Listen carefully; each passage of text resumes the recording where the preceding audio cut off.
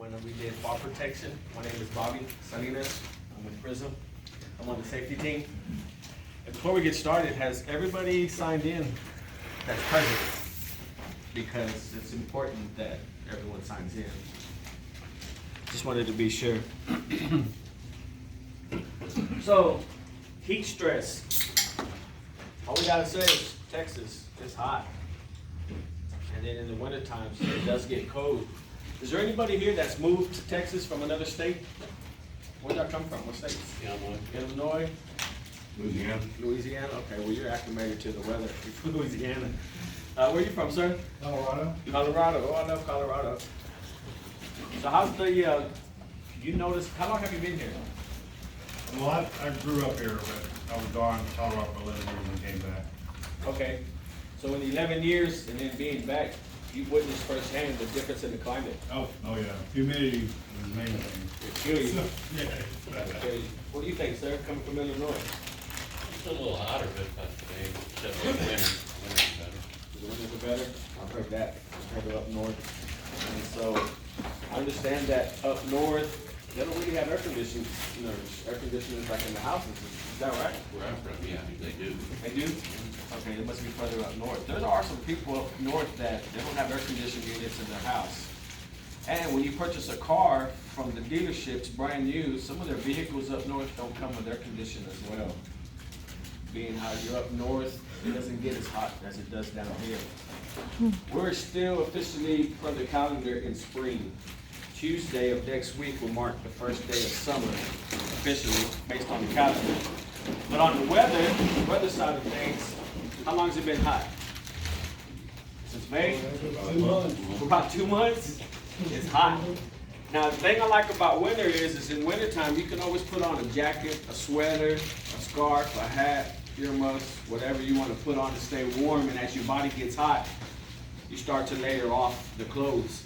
But when it gets hot in Texas, or regardless of where you're at, when it's hot, what do you do to stay cool if you're working outside? You can't take your clothes off like you can in winter. I mean, we want to keep our jobs, right? And so, there's only so much that you can do based on the heat. Now, one of the best things that you can do to help yourselves, your coworkers, is something that we have to us all the time, and that's water. Water is our best friend because it has, of course, you can do anything and everything with water. And so today's topic is heat stress prevention, on how to prevent heat stress. Has anybody experienced firsthand heat stress? Yes, sir, you did, and you have too. It's not a good feeling, is it? Not at all. Your body will start to hurt sometimes in places that you never knew you hadn't hurt there before. And so what we want to do is we just basically want to give you information so that you can better arm yourselves with the knowledge and to do with it as in preparing yourselves for these hot summer months that we have coming up. Because it's going to be hot, I say, to the middle of October. Right around the 15th of October, once that hits, that's when you see the more of the fall-like temperatures. So between now and the middle of October, so we got rest of June, half of June, July, August, September, and then half of October for what, 5 months of this heat? That's a long time, especially if you don't like summer like me. I prefer the spring, the fall, and the winter. And so, as we move along, let's see here. What we want to talk about is heat illness. What is it? What's the causes, types, treatment, and the prevention of it? So we will be discussing that. So in heat illness, that's when your body temperature rises. It's unable to regulate the temperature. It could happen to anyone, regardless of your gender, your age, your health. There's many signs and symptoms, such as cramps. You could have permanent cell damage or even death, and this is all 100% preventable. 100% preventable. How is it preventable? Stay in the house. I agree with that. Stay in that AC. Hydrate. Now, when you say hydrate, anything particular come to mind? When, where, how? Gatorade, Drink water, but you gotta drink it moderately. Moderately. Yes. If you drink it too fast, it'll just go right through you and won't do you any Take good. no breaks. Those are both great tips, and you're right. You're right. What we should be doing is we should be drinking 8 ounces of water every 15 minutes. Did you know that? Yeah, good luck with that, right? And don't they say that, you should hydrate the day before for what you're gonna do? Yes, that is true. It is true as well. Now, I have a daughter who used to play soccer, and when she would play soccer, one of the things that we would do at halftime on game days, because it's hot, is we would provide them with orange slices. During the halftime. We would provide them with various things that we'll discuss on how to keep them cool. Because we were playing out, you know, when you play soccer on the field, you don't have no shade, you don't have no trees. And so, another thing that'll help you to prepare yourself for the next day, as you were stating, is pasta. We have any pasta lovers? Spaghetti, lasagna, manicotti, Parmesan. Pasta also will provide you energy and resources to help you if you're gonna do something strenuous the day before. And so that's also the good, gets in your body, and it helps you to prevent some of these items that can happen to us. Heat illness. So like, how do we get heat illness? What happens to you when you get heat illness? As you can see up top, heat illness and injuries occur when the body reaches 104 degrees Fahrenheit. If your body reaches 104 degrees Fahrenheit, I recommend that you try to get to the emergency room as quick as possible at 104. Now it states up here, 31% of death is occurred from heat exhaustion symptoms due to natural heat. It especially affects children, the elderly, people with high blood pressure, and how about all of us who work outside? I know my 3 guys up here are always outside. They don't lose their tan year round. We're always outside. 813 children deaths have occurred from 98 to 19 that they've been left in the car. Now, that's up to 2019. Have you seen recently of this occurring where people forget their pets in the car or their children? I've heard stories where the parent left the child in the car while she went inside and was gambling. Another person had left their child in the car while they were out inside shopping. And I don't know how that occurs. Sometimes people forget that they have their child in the back seat and go to work. And then when it's time to go home, they're looking for the child at the daycare, or they're getting a call that your child is not at daycare. And then they come to the grim discovery that they left the child in the back seat of the car. It gets hot in cars. It can get hotter than they can outside. They also have stated water bottles, very popular and common. We carry them with us all day. We have them with us now. If you leave a water bottle in your car with water in it and the sun hits it, it can work as a magnifying glass. It can actually cause a fire. So try to be mindful of where you leave your water bottles. Any of you ever, as children, had a magnifying glass and would burn things? It's fun, you know, the things children do. It's the same thing. When you get that magnifying glass and you let the sun hit it, and then on the other end you can start a fire. The water bottles will do the same thing. It's just an inside tip for you so that you don't come out and see your car burnt. Most people say, oh, that would never happen. What's he talking about? And then you come out and you're like, man, I think it never happened to me. So, talking about heat fatalities nationwide, from 92 to 16, there were 783 related fatalities. 50 to 70% occurred within the first few days of working in a hot environment, and 15 fatalities of those were here in Texas. Where it states there, within the first few days of working in a hot environment, usually that occurs from somebody who had an office job in the previous job. They want to try something different. They come to a different company, take a different position, and it may require them to be outside more often. Some people come out of school, the youngsters, they've been in school, they go to a trade school, they come out of school, they're not acclimated to the weather, they get put in a position where they have to work outside. It's a big adjustment. Prism hired a new employee recently, and he was placed on a job out in Oak Cliff that dealt with working on a rooftop. And I went to visit with them, see how he's doing, how's he liking it, how are things going, does he need anything? And his biggest issue was getting acclimated to being outside. he's not used to it. So he was sweating like profusely. And at the moment, he wasn't really doing hard work at that time, but he, just being outside, you will lose a lot of water. Now, heat rash, everybody's heard of heat rash. That's when your skin is irritated by the sweat that does not evaporate from the skin. For example, your clothes, a lot of times we perspire from our underarms, perspire down our back. If the water doesn't evaporate, a lot of the times men will develop a heat rash under the arms because your arms are sweating, the water is wet on your shirt, and then when you keep your arms down, it doesn't let it evaporate, your skin doesn't actually get to dry, and then you will have a heat rash. And as you can see, it's common in hot work environments. Now, hot work environments doesn't mean you have to be outside. You can be inside a building without AC, like what we have here, right? Do we not have some buildings without AC that we work in? I've been in a couple of them, like the boiler room, correct, guys? It gets hot. Been on another job with Prism. They had the roll-up doors open, they had fans going. It felt better than being directly in the sun. But when you start working and you get in your body movement, building up body heat, it's a hot environment. You don't have to be outside. So we talked about heat rash. How do you know if you have heat rash? You'll have red bumps on your skin, a bunch of red bumps. And it appears, it states here, like on your neck, upper chest, and then the folds of the skin. Your neck, you have a shirt collar.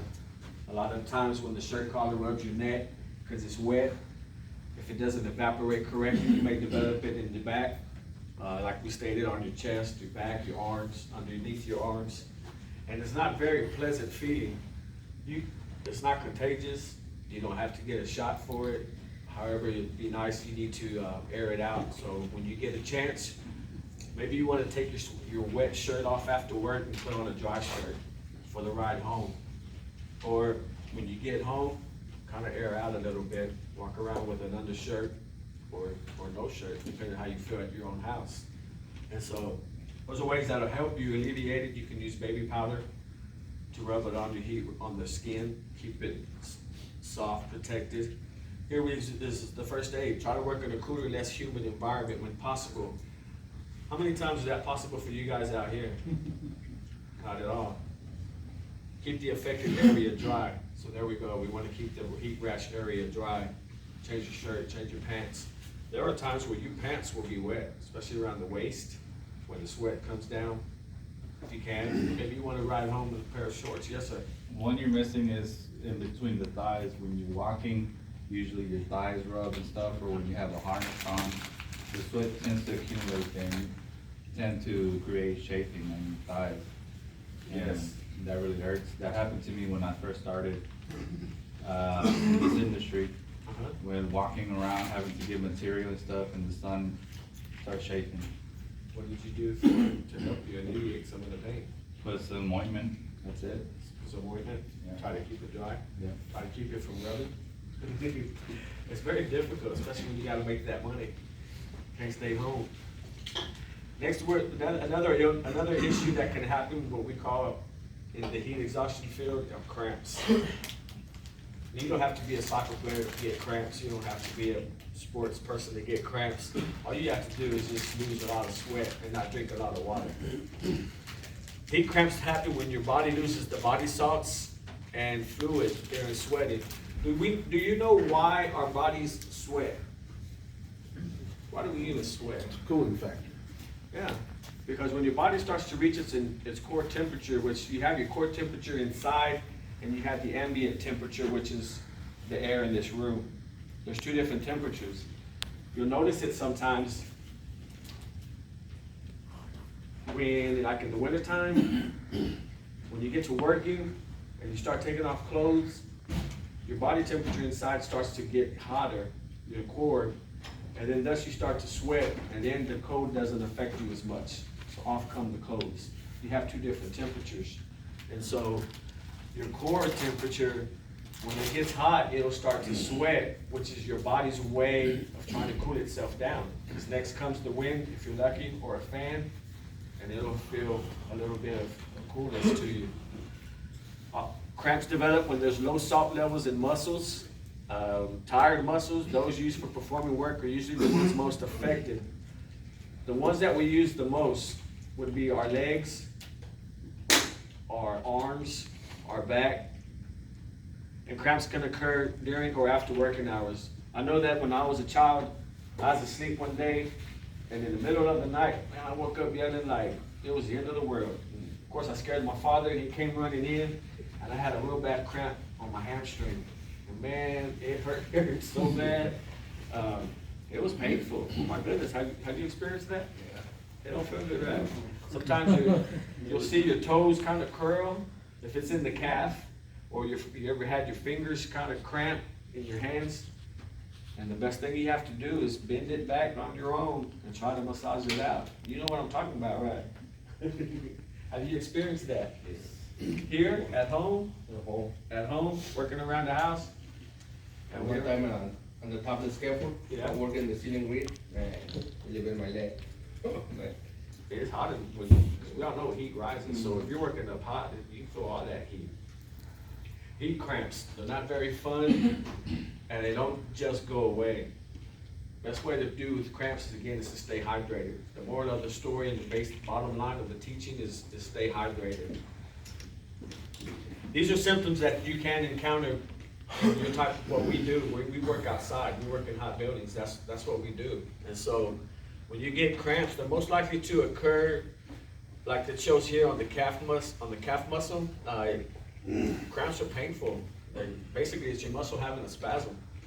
And it's usually in the abdomen, arms, and legs, as previously stated. So when it comes to dealing with cramps, if your coworkers have cramps, take them to a shady, cool area. Under a tree, inside of the building, on the side of a wall, if there's shade, as long as they're out of the direct sun. It states here you should drink water or other cool beverages. Other cool beverages would be maybe a Gatorade, a Powerade, something of that nature. Or it could be like what our guys drink. We issue them Squinchers. And they come in various flavors. And so all it is you take a bottle of water that we have available, mix up the little packet, drop it in, and it contains electrolytes similar to Gatorade. They don't taste very good. They don't have sugar, which is a key ingredient in everything that's other than water beverages. So when your coworker has a cramp, you want to wait a few hours before allowing the worker to return to strenuous work. So if you have something light duty that they can do, that may be preferred for the rest of the day, because again, they may feel better after a while, but if they get back to what caused the cramp in the first place, doing that again, you're more than likely you're going to develop that cramp again. Have the worker seek medical attention if they do not go away. Because what they mean is if you go seek medical attention, they're going to give you an IV. They're going to pump fluids into your body, which is going to contain electrolytes. Have you heard of the water Pedialyte? Pedialyte contains a lot of electrolytes. That's really stuff. What is Pedialyte the best for? Referring to adults, not children, but what is Pedialyte the best to help your body recover? It usually happens after a night of what? Having a night of drinking. Or if you're watching the game or you go to the game, you're gonna have a few beers, you get to drinking, and then, or if you go to a party, like lately in May, we've had a bunch of graduation parties. Here in June, graduation parties, families are excited, get together, get to drinking, and then the next day you wake up with a big old hangover. Pedialyte will help replenish your body. So will water and Gatorade. But basically, when you go to the hospital, they're going to give you an IV. So heat exhaustion is the body's response to the loss of water and salt from heavy sweating. It includes headache, nausea, dizziness, weakness, irritability, thirst, and heavy sweating. Now, some people don't have to have exhaustion to have the bottom line. They're just plain and simply hot. You get irritable. You get thirsty. You start heavy sweating. That can happen just being outside here in Texas, especially on humid days. Some of the symptoms that you want to look for, which is very important, because as you're working outside and you're noticing your coworkers, you want to see some of the symptoms will be cool, moist skin. They will have heavy sweating, headaches, nausea or vomiting. They're dizzy, lightheadedness. They're weak, thirsty, irritable, and they'll have a fast heartbeat. Now, you may not have all of these symptoms at the same time, but some of these symptoms you'll notice, like the moisture and the cooling of the skin. Because you can touch their skin. They may mention to you that they have a headache. Of course, hopefully you don't see them vomit. They will be sweaty and dizzy, lightheaded. And so these are these symptoms that you want to keep in mind for yourself, for your coworkers, because if you experience any of these, you're coming on to something that's going to be worse if you don't attend to it quickly. So when your coworkers are telling you it's hot, we need to take more frequent water breaks. And we need to make sure that we are taking care of ourselves, as we will see. So when it comes to heat exhaustion and you want to do the first aid, of course you want to have that person lie down or in a cool, shady area. Give them, again, water, cool beverage. And hopefully you don't have to take them to the clinic or the emergency room. But you gotta watch out though, when they reach a point, you can cool them down too fast and make it worse. Yes, like pouring ice directly on them or ice cold water can cause your body to go into a shock. And that's one thing we do not need. So as hot as they are, so if somebody was to be hot, what are some of the things we can do to help that person? Referring to first aid. One of the things that we can do is we can loosen up the clothes, Take out some of the clothes. loosen the collar. So, Boot straps, boots, yeah, untie the boots. and untie the stuff. boots, take the boots off. Have you ever noticed in the wintertime, people are always wearing scarves in movies? You ever notice that? Yeah, not, can we get it to him, please? The Hallmark Channel? Hallmark Channel has all those stories that the women likes to watch. I say you can put it in your water, you can try it, it's a free sample. If you like it, come back. I got some more for you. You can give it all you want, we'll take it all. Yeah, help you out in your day. Yeah, truckload full if you want, we'll take it. Yeah, people wear scarves in the wintertime because if you've noticed, when you wrap your neck in the winter, it makes a difference in keeping your body warm. Just not over a jacket, putting on a hoodie, Hold the heat in. it contains the warm on you. So therefore, in the summertime when you're hot, the best thing you want to do is you want to loosen up the neck area. Loosen up the buttons, Remove your hats, remove the hat. because your heat dissipates through your head. Cause I like to keep my bald head covered most of the time, so, cause I will burn, and it's painful up top. And so, take off the hat, loosen up the boots, or remove the shoes if you can. Loosen up the collar. How about putting a cool rag on somebody? That work. So, what I brought here from my house, cause I didn't wanna get a used one, is what we call a cooling towel. And so what you would do is you would take this cooling towel.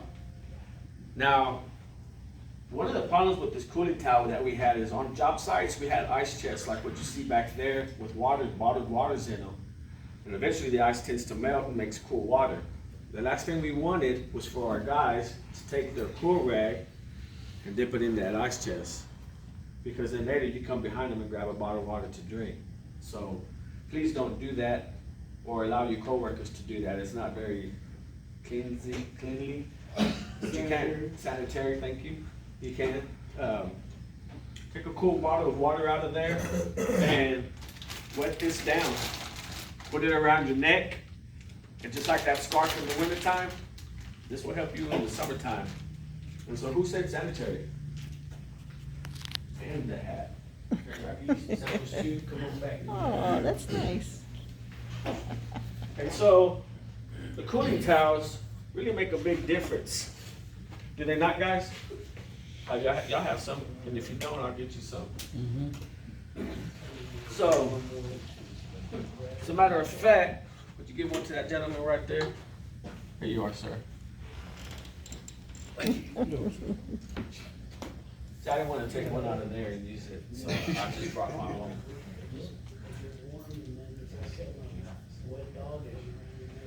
Heat stroke is the most important because you can actually never recover from a heat stroke.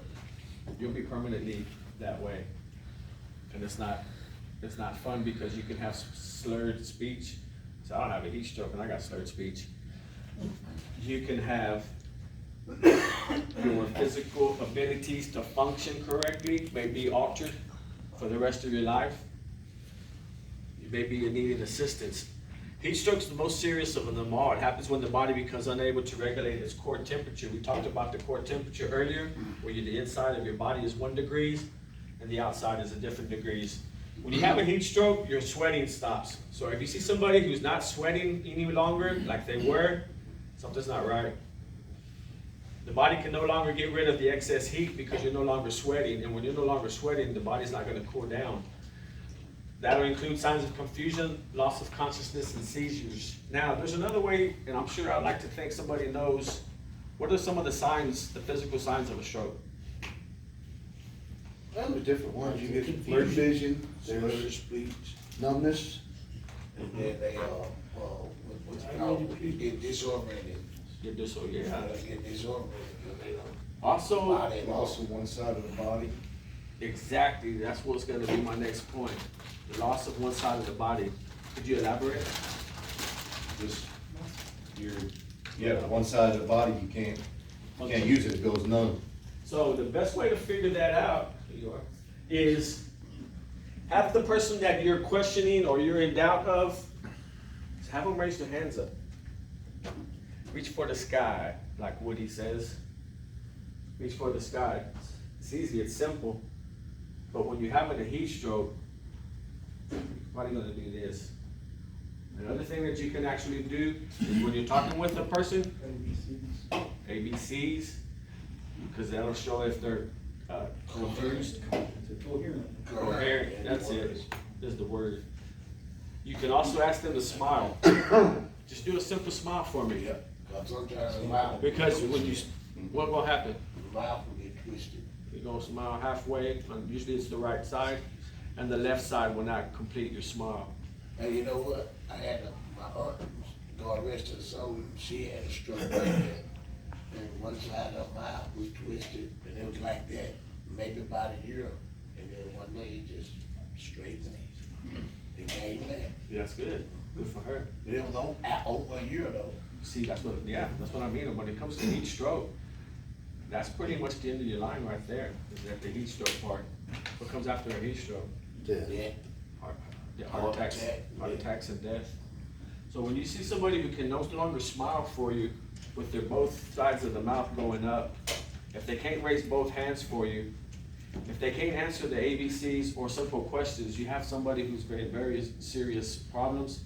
And the best thing to do is, as it states here, call 911, because it may result in death if they're not taken seriously. And so when you see these symptoms, these are things that you want to look out for. A lot of you seem to know this information already, and that's great. That's awesome. But for those we need to remember who didn't know this stuff, some of the signs, as we already stated: confusion, fainting, seizures, excessive sweating, red hot, dry skin, and a very high body temperature. I guess I didn't need to show this slide because you were right on top of it. So heat stroke, first aid. First thing to do, like it states up there, is just call 911. Now, when you call 911 and you know that the medic's gonna be on its way, if you can, try to have somebody stand out on the road as to wave them down, because sometimes when we get in these buildings, if we're playing hide and seek, we'd never find you, just based on where you have to work. So have somebody who's gonna be outside that can flag them down what building to come in, and make sure they have a clear path, because if they're gonna come in with a stretcher and rolling it in, we don't need a bunch of stuff in their way, pallets, machinery. We wanna make sure that we're gonna have a clear path. Basically, you're thinking of what I tell you guys, we need to have a rescue plan. When we do fall protection, in case you sustain a fall, how you gonna get down?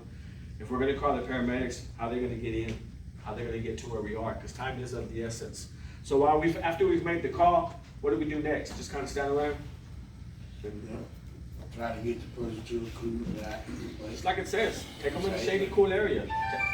Place them out of the sun. Loosen up the clothing.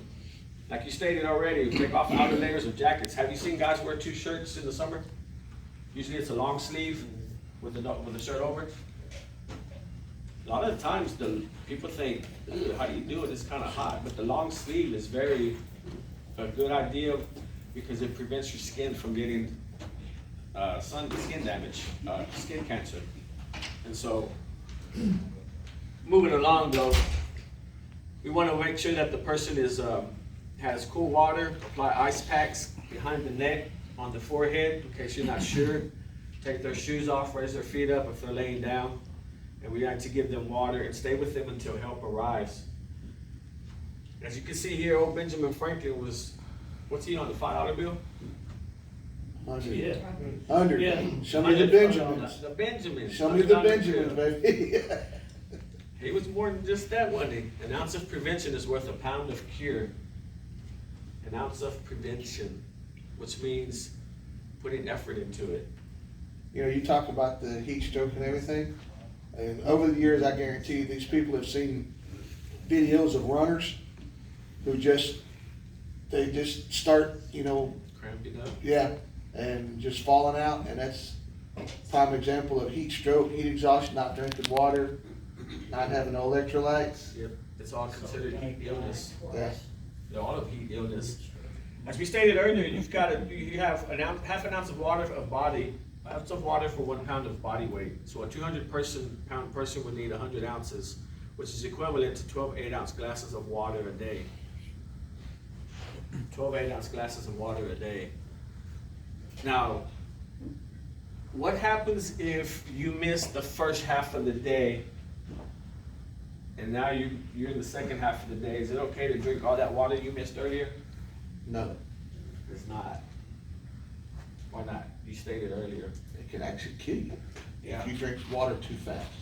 It can. You can drown yourself literally.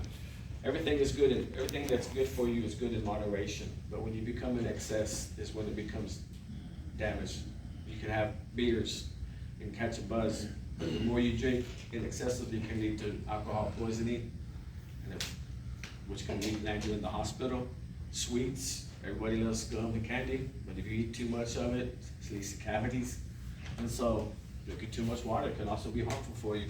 On this chart here, it's referring to how much water should you take, which we just basically discussed. It's a chart. So what it's saying is that you want to make sure you're drinking at least a quart of water an hour. How many ounces are in a quart?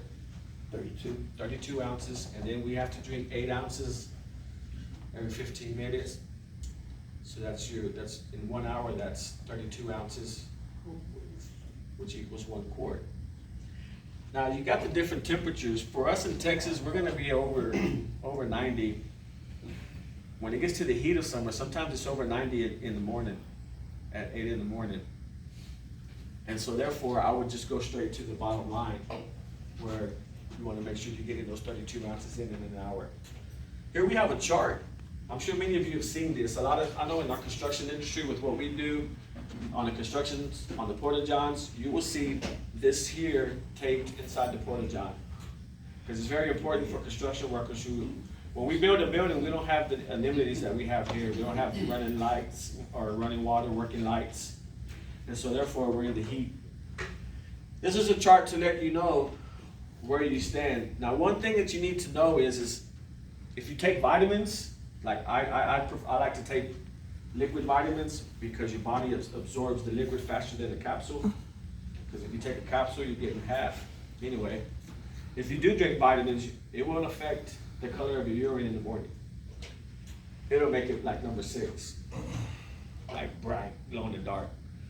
Don't let it fool you if you've taken vitamins. Once your system is kind of cleaned up the vitamins, you want to be on number 1.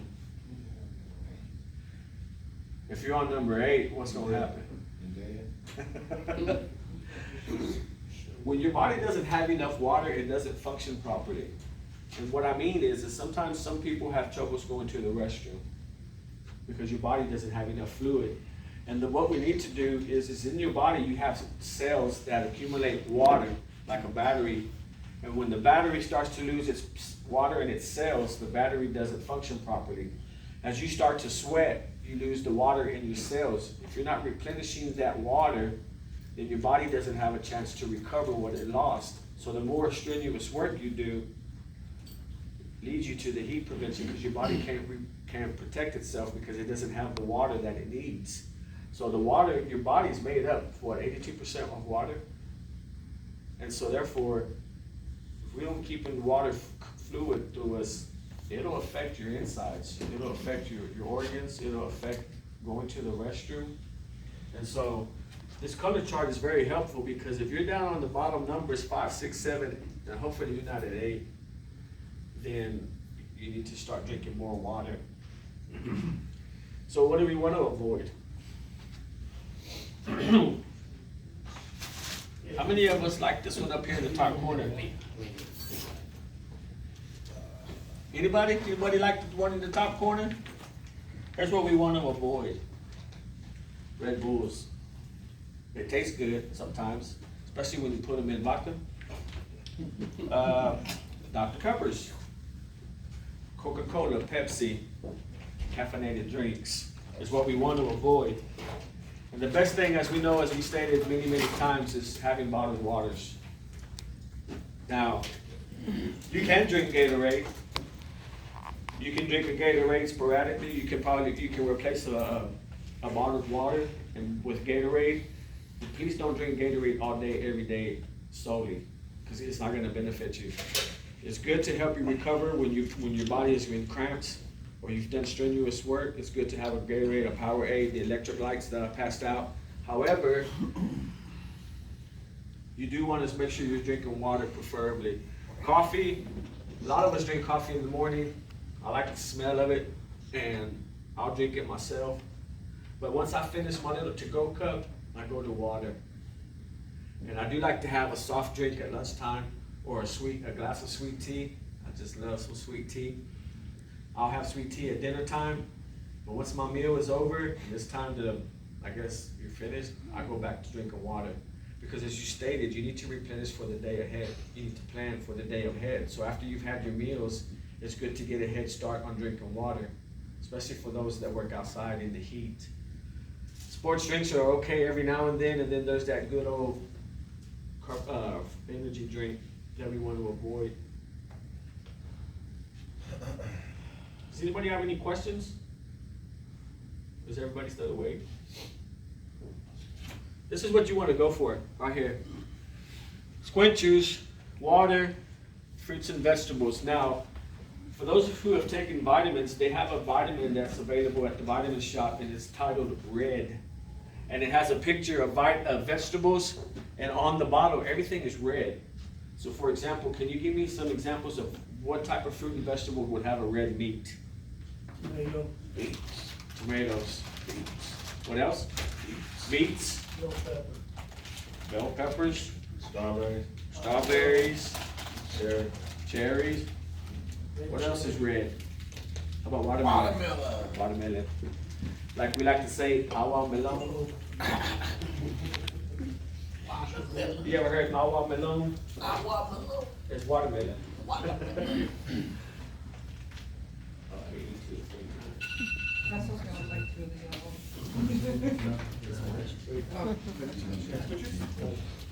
I like your hat, by the way. Beat you to the punch.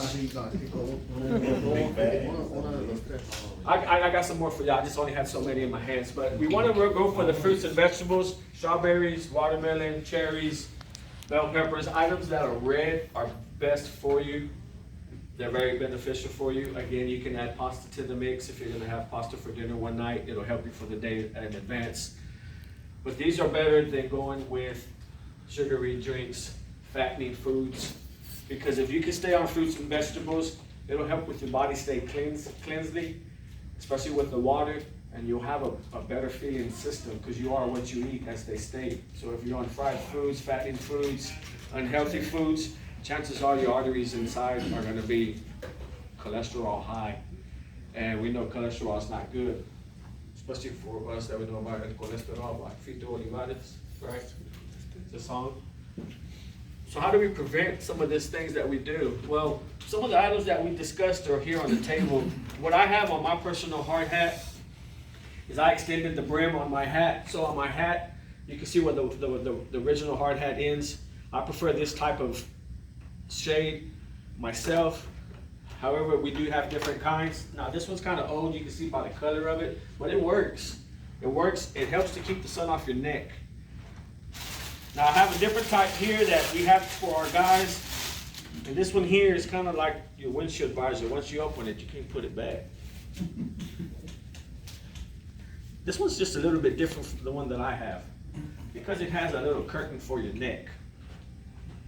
So after all, when we're working outside, a lot of the times, what head is our position in when we're on our knees? You're bent over and you're looking down. And if you have a hat, whether it's front way correctly or if it's this way, even if I go down, as my neck gets exposed. And so therefore, we want to avoid skin cancer. And so we provide these little shades that go on the hard hat with a little curtain for your neck.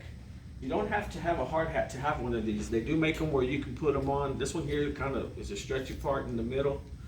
Maybe put it over your ball cap. I look funny. Only thing I'm missing is a horse maybe or something, but this will help my neck. It's not for looks. It's not a fashion show, but man, it'll help you with your neck. Also on your back. These are just some of the items that we have. I like the man's hat way in the back. As a matter of fact, I kind of brought my own. Mine's a little different than yours. All right, cowboy. Yeah. Yeah. Multi-purpose hat. Yeah, that's the best hat for cowboy. This hat you can wear when you're riding on your lawnmower, or if you're like me, pushing the lawnmower. It's good when you're anywhere outside. You don't have to be cutting the grass. You can wear it as you are all the time. Just cool. Just cool like that. But it's got a bigger brim than what my ball cap does, and it protects you back here. This is good for when you're doing landscaping or just being outside, whether you're just sitting on a bench watching the game. But this is something that you could use as an idea. All us homeowners have to cut the grass. I don't pay for a landscaper because it's money and prices are high. So I like to dress up in my attire. Now this is good for outside. I do wash it, but I use it a lot, cutting the grass. The best benefit of this shirt is the long sleeves. It's bright in color and it's lightweight. Bright in color, which to help us being in the sun is preferred that we're not wearing dark colors. Now I understand you're wearing your uniforms. You don't have much of a choice. But on the weekends and after work, on your time, go with the bright colors. Mosquitoes are attracted to dark. So when you wear the dark colors, you kind of will get bit before someone else does. So I like to go with a long sleeve shirt. I'll put this on. I'll put a bandana on my head because I sweat a lot. And when I sweat a lot, since I don't have hair to catch it, it just comes in my eyes. And then it burns. And then it's just more irritable. So I'll put one of these on my head to protect my head and to help with the sweat. And then I have my long sleeve shirt on with a hat that'll protect me from the sun. And another thing that we can do is sunblock. Now when you buy sunblock, it states on here, it has a numerical number. This one happens to be 50, was the highest that I could find. But if you can find a sunblock that has a higher number than 50, the better for you, because the better it works at protecting you from the sun. And so for those of you who are outside and prefer the short sleeves, you may want to, I definitely recommend sunblock on your nose, underneath your eyes, because your glasses will only cover so much when you wear glasses. And so if you can, try to go with the dark shades. So I'll get out there to cut the grass with some dark shades, bandana and a hat, and then right in here is where I'm talking about the sunblock. Cover your nose and sunblock your arms and the back of your neck if it's exposed. These are ways that you can keep yourself from being burnt by the sun in the summertime. And so therefore, they come in very handy and you can always use them again. Another thing that I didn't have room to bring was the tent. So if you guys are very fortunate to get a tent, ask for it. Ask for it when they tell you, do you need anything? Yeah, I could use a tent, especially when you're working outside. I have some guys that were working on the roof. I took them a tent. And so we set it up on the roof and they still complained. It's hot. Okay, I gave them what they needed. I just can't control the temperature. So as per OSHA, you need water, rest, and shade, because if you don't have it, you ain't gonna get the work done. Does anybody disagree with that? Somebody, yeah. And then last of all, we have applications that you can download on your phone. For those of you who are always outside, you have one from OSHA and you have one from NIOSH. And so these are applications where it'll tell you the actual temperature, how much is the humidity that day, and what the actual feels like temperature is, because we all know the difference from feel like and what it actually is, right? And so you can download these applications onto your phones. You can keep them handy. The information will always be there for you in case you need to know, or if you're responsible for many other people, it's good for you to know. Does anyone have any questions, comments, or concerns? Is it, you about ready? We got about, I guess, what, 10 minutes? Should we take out the lights and take another nap before we go back? So that's all that I have for you today. So I hope that